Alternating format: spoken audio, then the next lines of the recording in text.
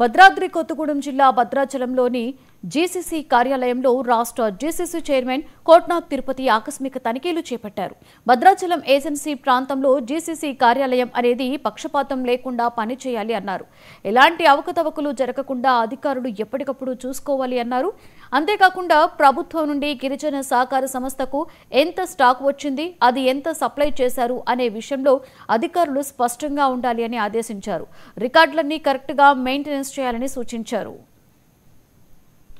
ఏదైతే భద్రాచలం డివిజన్ గిరిజన కార్పొరేషన్ సంస్థ ద్వారా ఇక్కడున్న సహకార సంస్థ ఏదైతే హాస్టల్ సప్లైస్ కానీ ఎంఏపీ డిఆర్స్ గోడౌన్, సో దాదాపుగా ఈ డివిజన్లో 7 పెట్రోల్ పంపులు ఉన్నాయి. దాదాపుగా ఒక 171 హాస్టల్ ఈ డివిజన్ నుంచి సప్లై జరుగుతుంది.